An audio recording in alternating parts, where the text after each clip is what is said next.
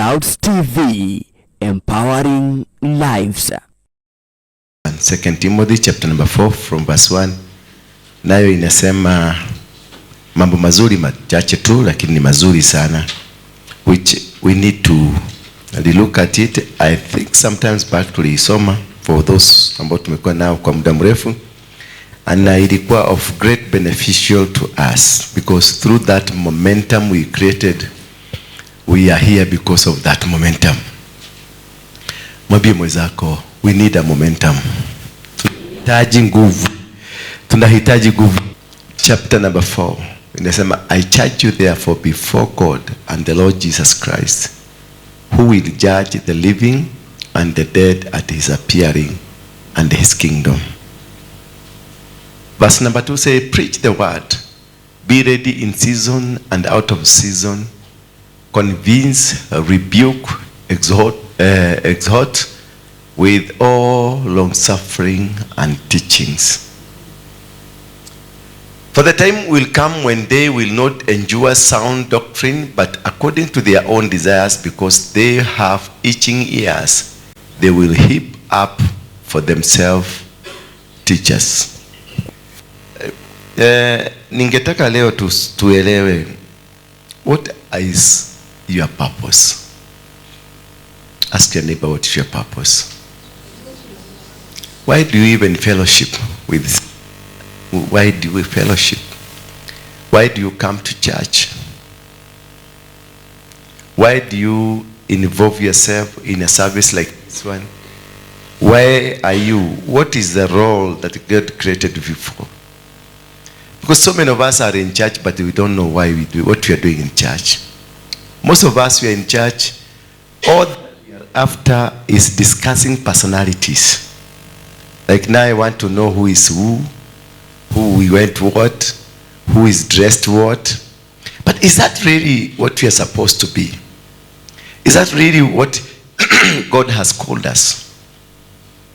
Any person that you find is not of that sound doctrine does not understand the purpose. Because I want you to know today the purpose. Why you even come here early this morning. Why would you waste your time coming to every Sunday, very early in the morning you are here? What did you come to do? Did you come to do what you are doing now? Or is what you are doing now what you are supposed to do? Why do you fellowship with your fellow brothers and sisters? Why do you call yourself a Christian? Are you preaching the word of God? Or you are here because of hearsay? Because tumesikia, they got itching ears. What is an itching ear? An itching ear is which hears everything and is to speak everything. Preach the word, just the word. The Bible is saying, I charge you in the presence of God and of Christ, who is to judge the living and the dead. You see now, this is meant to judge the living and the dead. So that if the dead are judged, if you die, still you be judged. Don't think that you escape. And also to judge the living. Because our character and how we live will qualify us to become the vessel that God wants to use us. The vessel that God wants to make us become. Because that is the greatest thing that we need to have. The vessel. Are you a vessel? Are you a tool for the kingdom? Or for the kingdom of God? Or are you a tool for the kingdom of the devil? What kind of a person? How do you relate with the people around you? Let's say now people like a media team. How do you relate amongst yourself? How do you work together? How do you do things together? How do you achieve whatever you achieve together? Is it positively or is it by backbiting? Is it by destroying characters? Is it by talking about others? Is it about bringing others down because you want to rise up? Is it by bringing any character down? If you have that nature, then you are not supposed, you are judged. Bwana Yesu asifiwe sana. To judge the living and dead, and by his appearing in his kingdom. Preach the word. Verse 2. Preach the word, be ready in season and out of season. That is assuring you, telling you, be always a soldier. Bwana Yesu asifiwe sana. Don't be a soldier to spread rumor. Don't be a soldier to spread lies. Don't be a soldier to spread your negativity to others. Because when you spread that rumor, when you spread that negativity, mnapoendelea kusema mambo ya mtu, kwa mfano sasa apostle ama mtu mwingine, ama mna connect apostle na mtu mwingine, it is because you are a soldier of the devil. Bwana Yesu asifiwe sana. If you have ever found yourself discussing personalities, it is because you are called by the devil to serve him. Any person, kama umewahi kukaa chini mkadiscuss mtu, ati huyo mtu alikuwa analika, venye alikuwa naongea, venye alikuwa anatembea, ile kwa alikuwa mava, hapana, it is because this person is not called. It is not that he is not called. They are called. But who has called them? The devil. They are the agents of the devil. And these are the people that you must be able to discern when you are doing service. Unity and love is the most important thing that you need to have. In any organization, for it to grow, you have to have unity. And for any organization to go down, you must have those people. Because they are sent to come, to know. They are sent to come and ulikuja nitembee kwako. Ni wale watu nitakuta kwako, nitatengeneza subject mara moja. Because what I am meant to come and destroy and bring some venom, poisonous, bring some word that will cause you ukasirike. Ndio ile kazi unaenda kufanya kesho ifanyike. The sole objective ni kukuharibia moyo wako. Ndio ile ulikuwa unataka kwenda kufanya. And the devil will make sure ile discussion mlikuwa mna discuss na huyu in private, the devil will allow me to see it, or to hear it, or to know whatever you did, or know whatever you said. Shetani huyu aliyekutumia atahakikisha nimesikia, because agenda yake ilikuwa inataka nijue wewe ni nani. Bwana Yesu sana. My God in heaven will reveal. My God in heaven will make sure that whatever you discuss, wherever you are discussing, I will hear it. Bwana Yesu sana. Because the devil is always a liar. He will cause you to speak something and cause somebody else also to hear that something, so that it can reveal to you what kind of a woman you are, what kind of a man you are, what kind of a person you are, what kind of a partner you are. There is nothing that can go, whatever you speak, as long as me, I worship my God, as long as I believe in my God, as long as my God is alive, there is nothing you will discuss wherever you discuss. Hata utoke hapa uende Thika, uende upigie mama fulani umwambie kuja nikupatie the good news or the breaking news, I will still hear, I will still know what you did. Bwana Yesu asifiwe sana. Because I am serving, I am preaching the word. If you concentrate in doing the will of God, the will of God will cause things to work in you that nobody will go and plan against you. Nobody will go and discuss about you. Because God, He has power to make you, to reveal to you, which is being done in the second. The people from God, they have one thing in common. They listen. They are humble. They don't push themselves. They let God to push. Any organization, the church like this one, you don't push. You allow God to manifest Himself through you. And if you allow God to manifest Himself through you, it's because you have allowed yourself to become a vessel to be used by God. Any vessel that God is using, God is inside it. Hello? Are you getting it?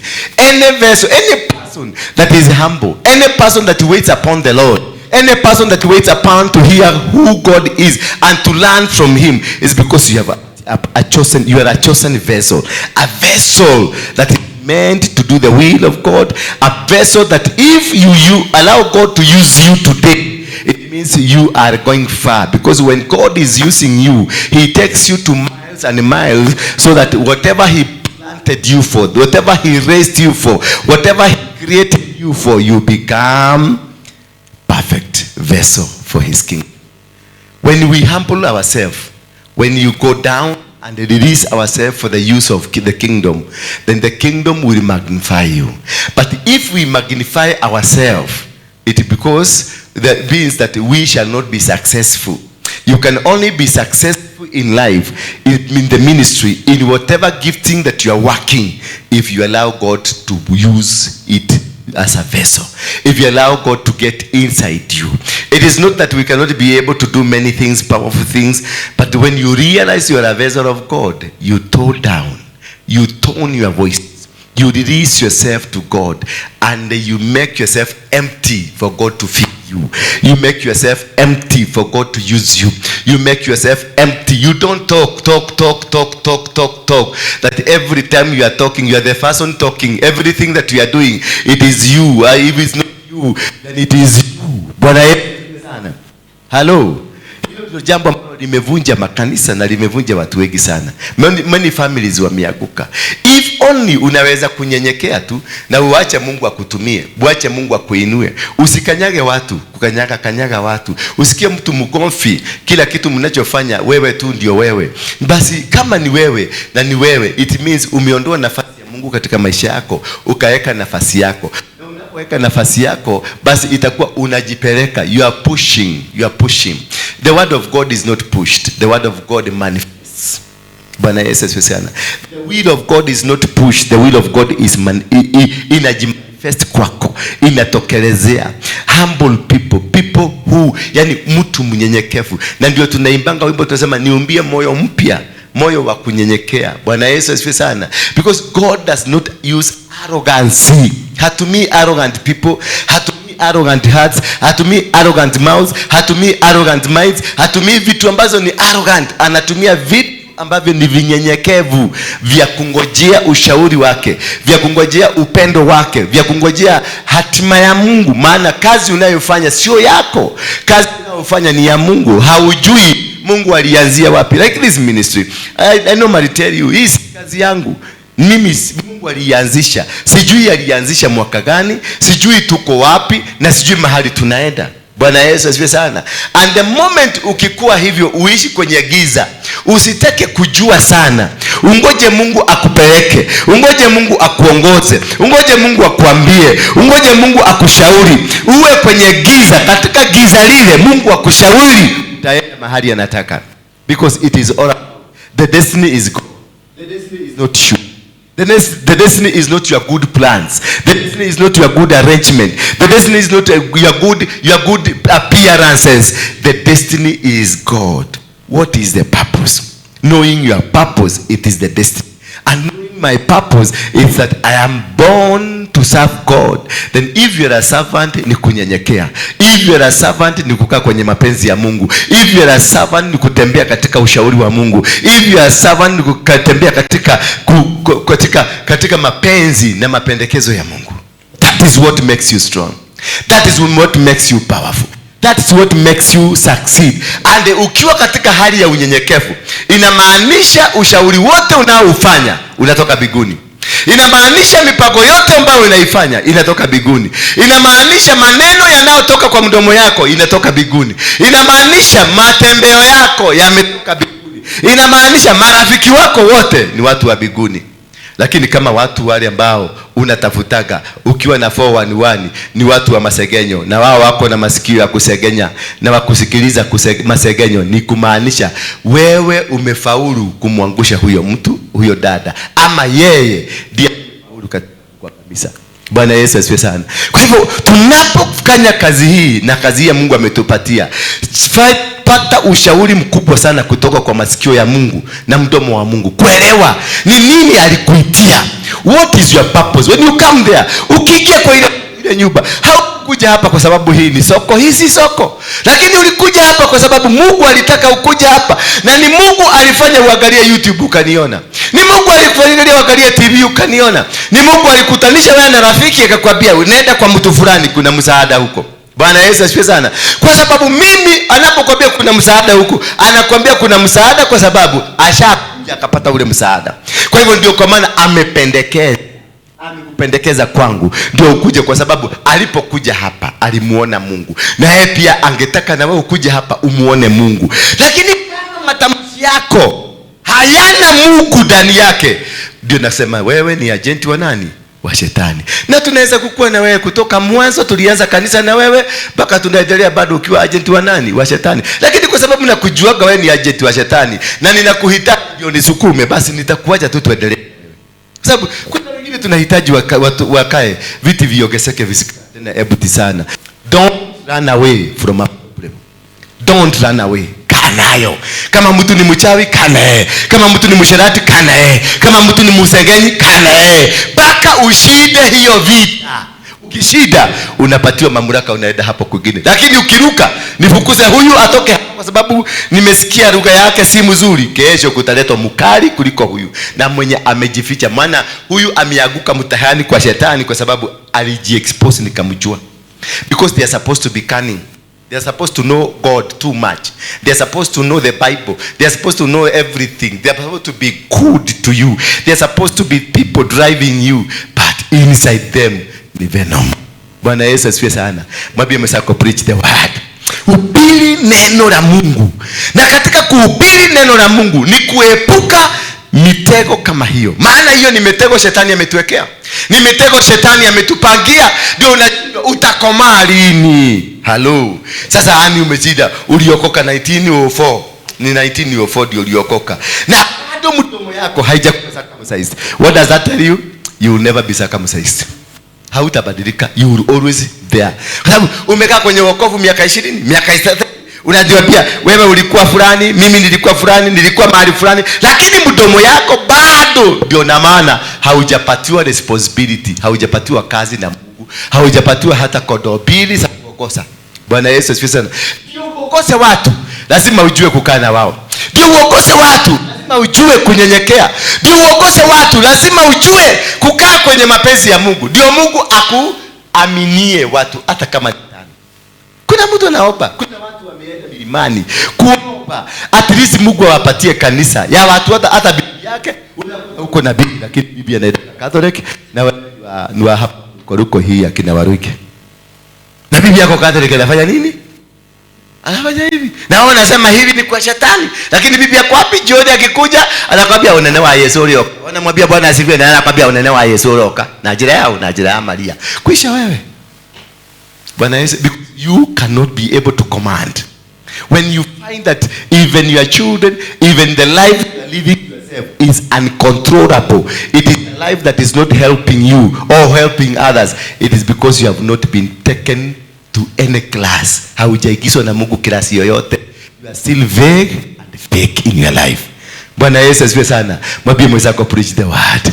If you learn to preach the word of God, you will never preach people. If you know how to preach the word of God, you'll be able to discern. If you know how to preach the word of God, God will give you a responsibility. And a responsibility atakupatia watu wawili ambao watakuwa uwachuge. Akiona unaweza kufanya. Mimi wakati nilianza huduma nilianza na mtu mmoja. Kutoka hapo nikapata watu 6. Kutoka hapo tukapata watu 8. Kutoka hapo watu 12. Kutoka hapo watu 20. I have a history venye nimekuja nikipata. With my big name nilitolewa kila kitu. Because I went to God nikamwambia, God, I am here. Use me as a vessel. Nitumie tu kama chombo. Nitetekera. Nitumie kama chombo. Na hiyo ni maneno niliwekwa na baba yangu ya kiroho.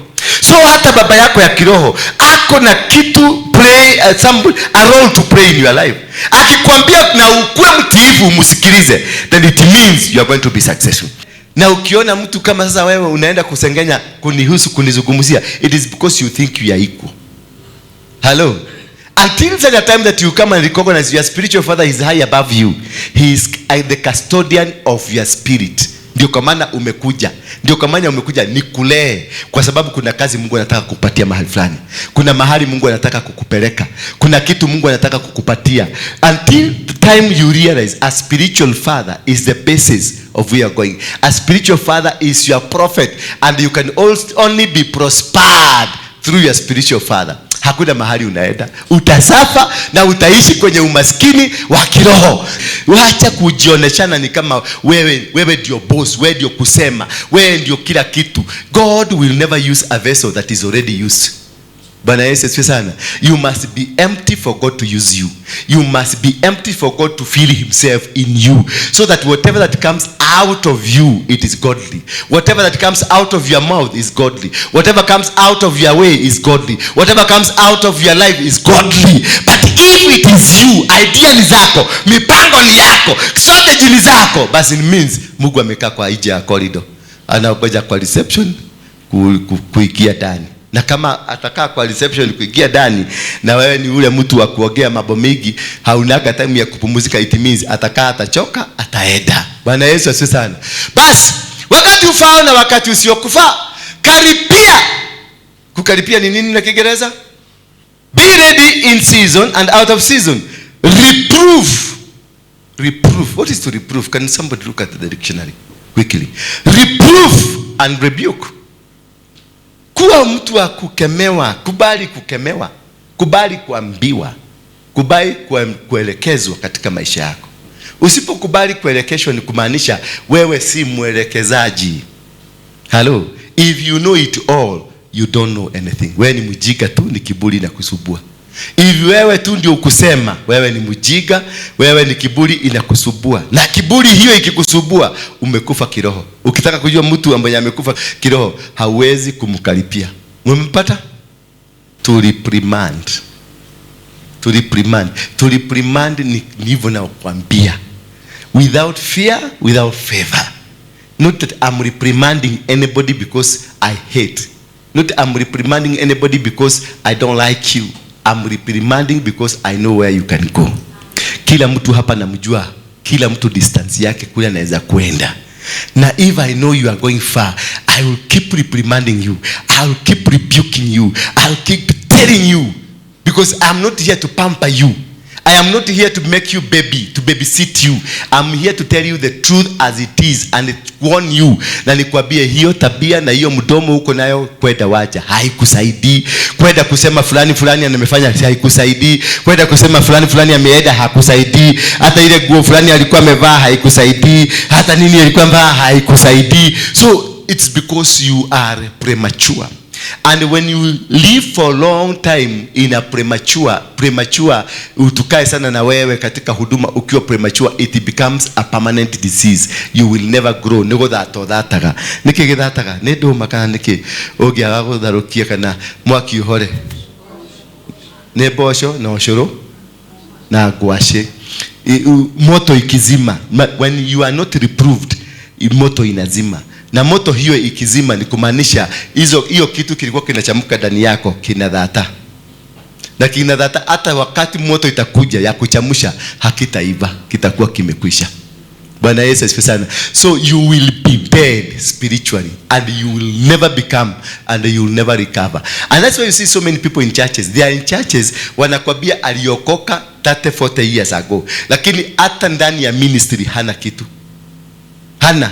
Hajawahi kuwa asha na si asha, si muimbaji, si mfagiaji, si nini, lakini akoroho na anajuaga kila kitu.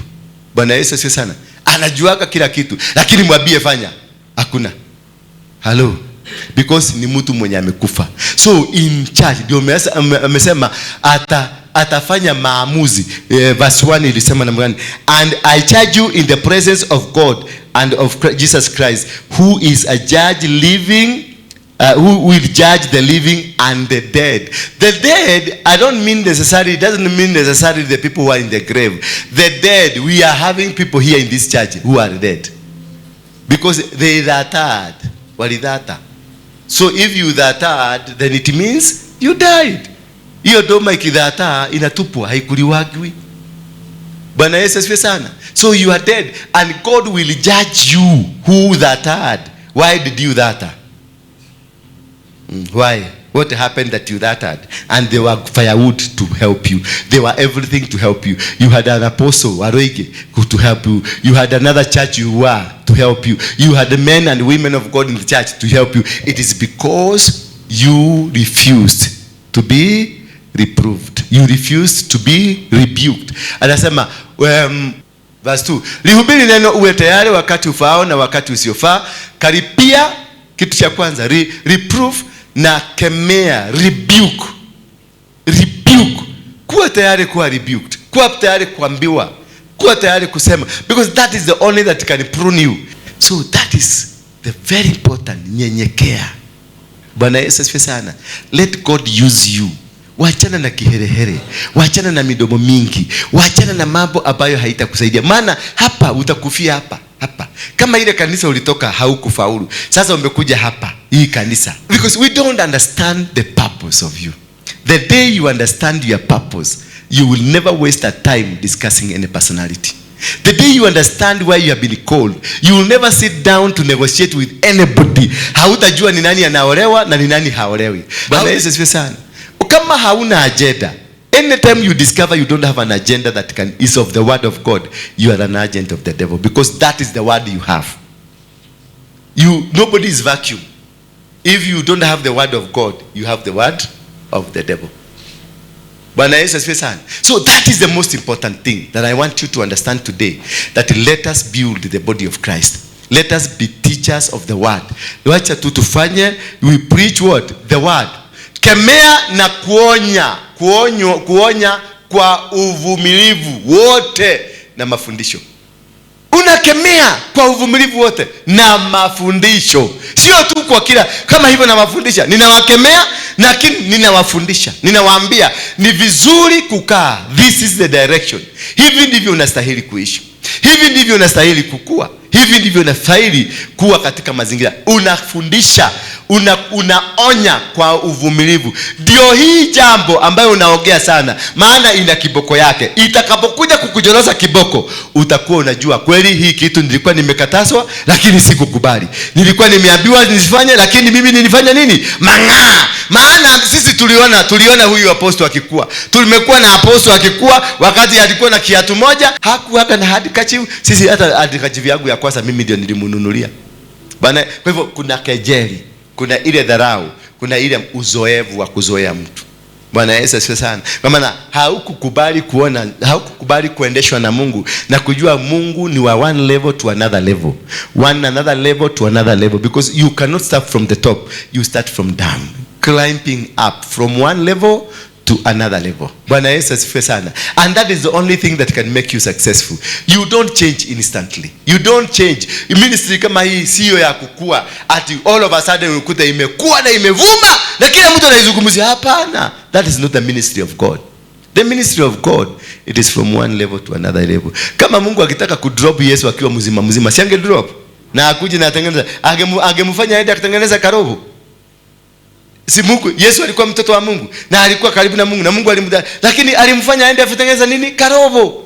Maana Mungu alikuwa anataka kumtangaza. Alikuwa anataka ajulikane. Jamaa akaenda akatengeneza karobo. Watu wakakula karobo, wakakula muratina, wakalewa, kila mtu mlevi. Watu 5,000 wakalewa. Watu 5,000 Nairobi wakilewa. Ni nani hata tangaza hiyo neno? Because kuna njia Mungu anatumia kutangaza mtu. Na kama ameamua kukutakasa pole mdogo nyenyekea. Tuende tu pole mdogo. Waacha kujitakasa, waacha kutakase. Na kwa sababu akikutakasa you will never go wrong. Akikutakasa atakuweka kwenye mipango yake na utasucceed, because you are in his able hand. Lakini ukijitakasa na social media, ujitakasa na vitu vikubwa, ujitakasa na TV, wakati mmoja TV zote ndizo zitatumika kukuleta down. Maana utakuja wakati watakapoyakataa mafundisho yenye uzima. Sasa ndio hawa mmezoeana kabisa mpaka hawakuoni wewe kama mtu tena. Hiyo ndio kukataa mafundisho ya nani? Ya uzima. Anybody who is talking, anybody who is doing all those nonsenses around us, it is because kuna kitu kimoja hana. Amekataa mafundisho, amekataa kunyenyekea, amekataa kuishi jinsi Mungu anavyotaka. Ndani ya mdomo yake ni mazungumzo ya watu. Mdomo yake haizungumzii wema wowote, inazungumzia negativity. The moment you find yourself discussing negativity, ni kwa sababu umekataa. Maana utakuja wakati watakapo yakataa mafundisho yenye uzima. Maana mafundisho yenye uzima yako hai. Mafundisho yenye uzima yanakupeleka mahali. Mafundisho yenye uzima yana uwezo, yana mamlaka, yana ushindi katika maisha yako. Because anywhere, mahali popote utaenda utafaulu. Chochote utakachokifanya utafaulu. Lolote mahali utapokuwa utafaulu. Kwa nini? Kwa sababu mafundisho yaliyo ndani yako yako uzima. Ile kwa kuzifuata nia zao wenyewe watajikusanyia walimu wengi watakao waambia yale tu masikio yao yanataka kusikia. Bwana Yesu asifiwe sana. Yaani unataka tu kwa sababu unataka kusikia uhodo wa huyu. Sasa masikio yako yatatengenezeka, ama mdomo yako ya uhodo, kusikiliza uhodo wa huyu. Naye kwa sababu naye ni klasi yako, naye ni uhodo. anataka kusikia mshene, watu wa mshene. Epukana na watu kama hao. Epukana na wao kama ni kazi ya Mungu unafanya. Epukana na mtu wa kukupatia stori za mtu yule mwingine kama ni kazi ya Mungu unafanya. Maana anakuambukiza kifo ndani yako, wewe unakufa. Kile kitu anafanya ni agent, amemalizana kule, ameua yule, ameua, amekuja kukuua. Nayo watajiepusha wasisikie yaliyo kweli. Unasikia sasa? Wao wakati wote, kwa sababu wanapenda masengenyo na backbiting, wanajikuta hawataki kusikia yaliyo ya kweli. Hawataki. Na hata ukimwambia hiyo story hakuna, hiyo story mimi nilikuwa kwa hiyo mazishi, nilikuwa huko, lakini sikusikia kitu kama hiyo. Anakuambia hapana. Mimi nilikuwa. Si wewe ulitoka ukatuacha? Ndio tigago hiyo horo. Na kwa hivyo nao watajiepusha wasisikie yaliyo kweli na kusigeuka hadithi za uongo. Hadithi zao zote ni za uongo. Hakuna hadithi ya ukweli. There is nothing truthful coming from your mouth. Why? It's because you are dead. Any person that speaks a lie of somebody else, because the spirit in you is the spirit of death. Bali wewe uwe mwenye kiasi katika mambo yote. Nakwambia, Biblia inakwambia uwe mwenye kiasi. Uwe mpungufu, yani kuwa moderate. Ukuwe mtu ambaye yuko ni vuguvugu. You are accommodative. Unakubali watu wote, unawapenda, unaona kila mtu ni mtumishi wa Mungu. Vumilia mabaya. Fanya kazi ya mhubiri wa Injili. Timiza huduma yako kwa ukamilifu. Vumilia mabaya. Vumilia. Usitumike chombo tena. Kwa sababu nimekufanyia kitu, usitumike chombo kwenda kuwakisha moto. Kama chombo kile kimekuja kimekuwakishia moto, moto huo uzimie hapo. Don't be used. Usikubali kutumika kufanya kazi hiyo. Maana wanakuja, they will provoke you. Watakuprovoke ndio utumike chombo kama wao, ndio ukufe kama wao. Avoid them. Bali wewe uwe mwenye kiasi katika mambo yote na uvumilie mabaya. Maana mabaya yatakuja. Utaambiwa. Nitavumilia maana nimefundishwa na nimeambiwa hiyo ni nyoka. Kwa hivyo I will not deal with that snake in a manner that it wants me to deal with it. I will kill it. Hiyo nyoka nitaiua. Bali wewe uwe mwenye kiasi katika mambo yote. Vumilia mabaya, fanya kazi ya mhubiri. Kuvumilia sio kuvumilia ukae chini, ni kufanya kazi ya Mungu. Kufanya kwa ukali, kufanya kwa nguvu, kufanya kwa kila kitu ujasiri, because that one will help you kuondokea maneno ambayo wanakuambia. If you become busy, if you become aggressive in whatever you are doing, you will not have time to even listen, to even take yourself back to what they are doing. Fanya kazi ya mhubiri wa Injili. Timiza huduma yako. Kwa hivyo kila mtu ako na huduma. Timiza huduma yako. Wacha kutaka kusikijua nani alikuwa wapi na alikuwa anafanya nini. Nani alikula wapi, nani hajakula. Nani aliingia kwa ofisi ya aposto ama nani. Ofisi ya aposto iko kwa Biblia kweli? Haya. Fanya kazi ya mhubiri wa Injili. Timiza huduma yako kwa ukamilifu. Kwa maana mimi sasa na miminwa kama tambiko, na wakati wa kuondoka kwangu umefika. Huyo ni Paulo alikuwa anawaambia watu, wakati umefika wa kuondoka. Na akawaambia sasa, hii ndio jinsi mtakaa. This is how you shall live. This is a teaching that was being taught these children. Na wakafundishwa na wakakaa katika mapenzi ya Mungu. Kaeni kwenye mapenzi ya Mungu. Hubirini neno la Mungu. Wacha mambo kuhubiri mambo. Just teach the word. Be teachers of the word. Be teachers of what? The word. Verse 7 please. Be teachers of good news. Be teachers of Jesus Christ. Be teachers of God. Nimevipiga vita vilivyo vizuri, mwendo nimeumaliza, imani nimeilinda. Hello. Alipiga na vita. Sasa wewe umepiga na vita gani? Vita vya masengenyo. Vita vya kujua nani alikuwa, nani alikula na nani hakukula.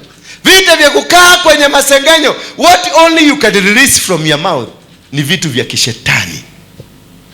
Tell your neighbor, kutoka leo nimewacha ushetani. Mwambie, angalianeni kwa macho. Angalia mwenzako kwa macho. Nataka angalianeni kwa macho.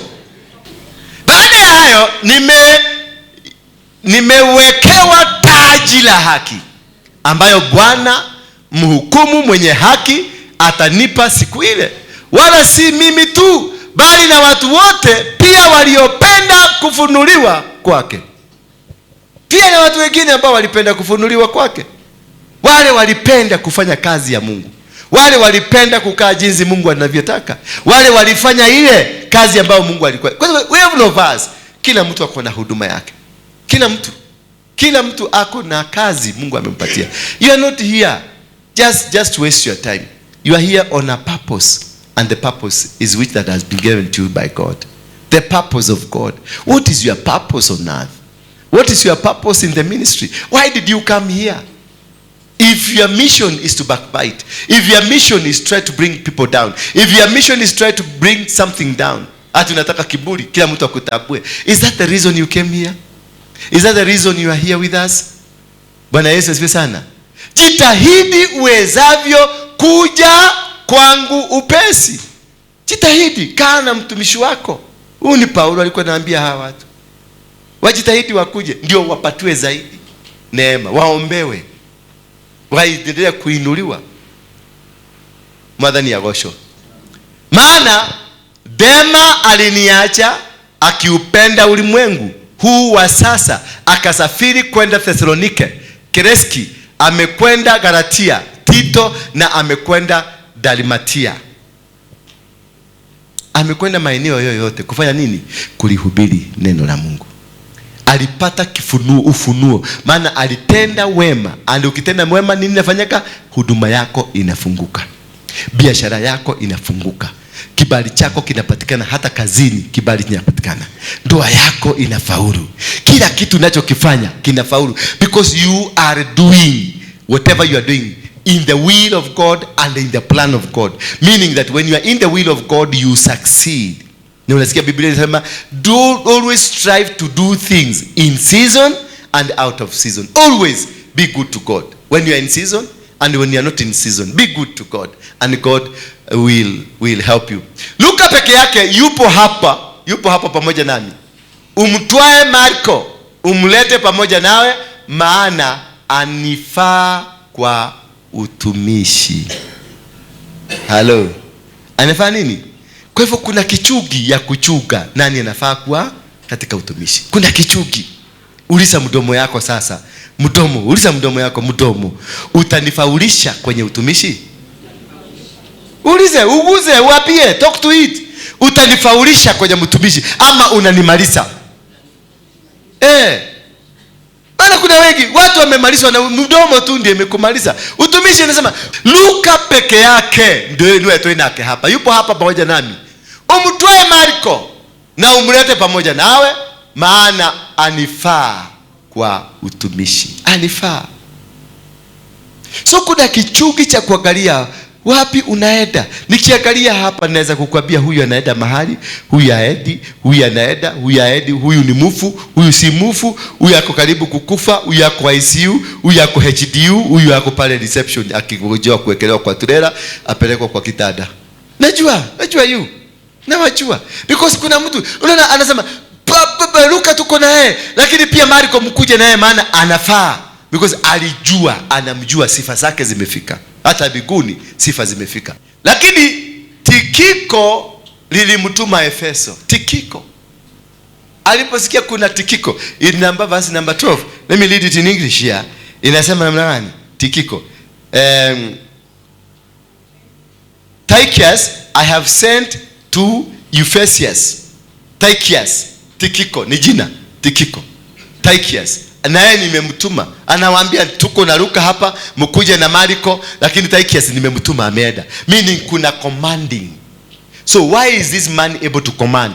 I cannot command you to go and do things because you are under my spirit, under me. I cannot be able to command what is not commandable, what is not a blessing.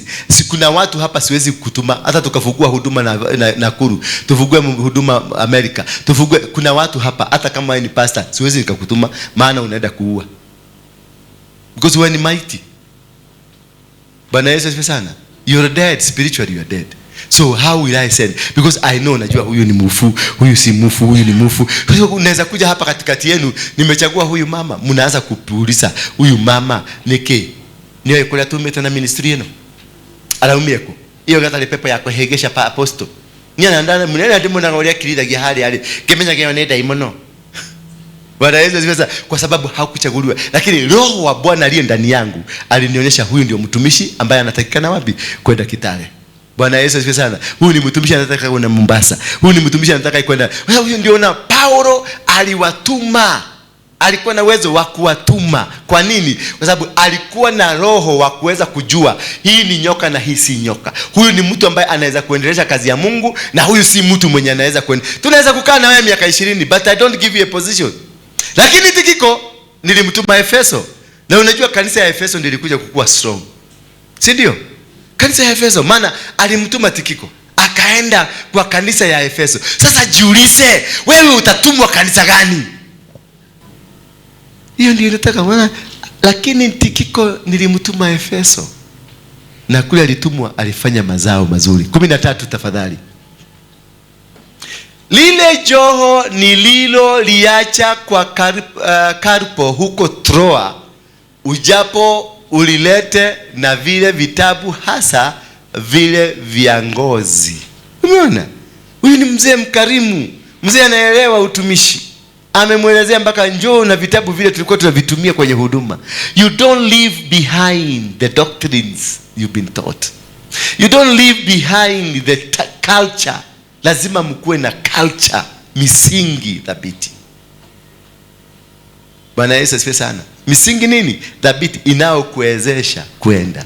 Usiache vitu vya utumishi, maana amemwambia lile joho. Acha nikusomee kwa Kiingereza maana Kiswahili kwenu ilimpiga chenga. When you come, bring the cloak that I left with Carpus at Troas, also the books, and above all the parchment, manuscript.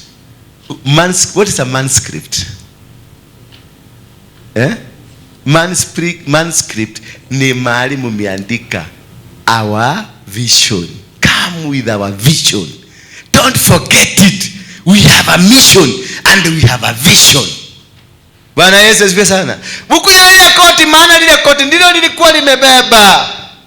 Ni koti kama ile nani aliitisha Daudi alipoambia nileteni koti ama nguo ya kwenda kwenye madhabahu nikamuulize Mungu, can I go or do I not go? So this is meaning that you don't leave behind the dressing that God has dressed your heart with, because your heart is greater, your heart is special, your heart is so important. Tell your neighbor, preach the word. Iskanda mfua shaba. Mfua shaba ni nani? Ni mtu ambaye ni mtu anasema mtu akwenda kuvua, mtu wa kuvua, mtu wa hapa na pale, because mvua shaba ako hapa leo, kesho ako pale, anajaribu kutafuta baraka zake.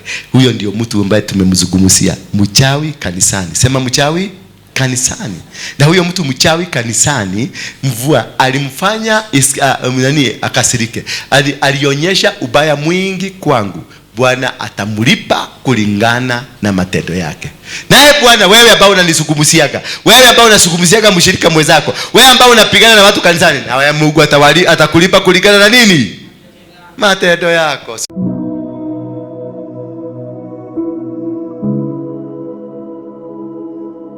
Kanisa la Crusaders for Christ chini ya Apostle Ndura Waruinge iliyopo jijini Nairobi wanakukaribisha kwenye ibada mbalimbali.